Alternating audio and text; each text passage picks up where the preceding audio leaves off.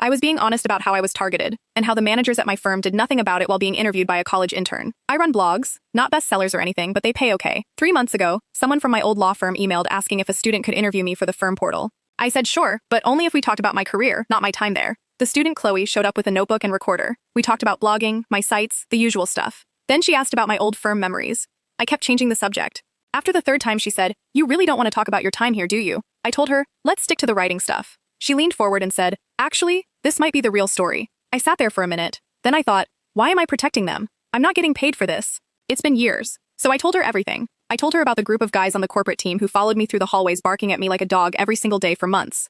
I told her how I finally broke down crying in the middle of the break room because they wouldn't stop.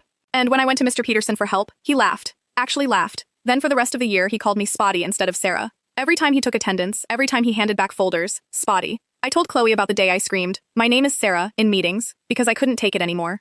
Mr. Peterson sent me to HR and I got suspended for a week for being unprofessional. The guys who started it all, nothing happened to them. They were on the corporate team. Their parents knew all the partners. They were untouchable. I told her about Boss Miller who made fun of how I dressed. I wore a lot of gray because it made me feel invisible. He'd say things like, "Here comes the prison warden," in front of everyone. Once he asked if Target was having a sale. Guys laughed. Managers heard it and said nothing. Chloe wrote down everything. She asked for names. I gave them to her. Mr. Peterson, Boss Miller, Director Smith who told me to try harder to fit in when I reported the barking incident. I gave her all of it.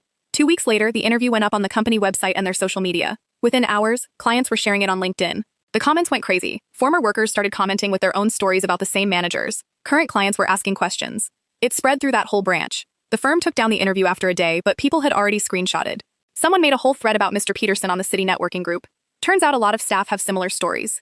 Then the local paper picked it up. A month later, I got an email from the vice director. He said I was dredging up old wounds and attacking managers during a difficult time. He said Mr. Peterson had just won a Lifetime Leadership Award and now the corporate board was reviewing it. He asked if I maybe remembered things wrong, if maybe I was exaggerating. I didn't respond. Then my phone started blowing up. Old coworkers who still lived in that city found me on social media.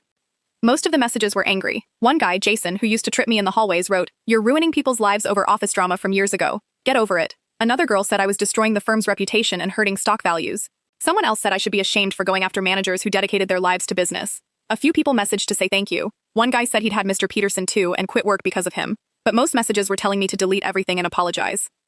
2 weeks ago, I found out Mr. Peterson's leadership award was officially revoked. The corporate board released a statement about reviewing past conduct and ensuring worker safety. Mr. Peterson retired early. Boss Miller got moved to a different branch. My inbox is still full of angry messages from people in that firm. The firm hasn't contacted me again. Chloe messaged me once to say she got an offer on the project and was thinking about becoming a journalist. I haven't responded to anyone. I turned off my social media notifications and went back to blogging.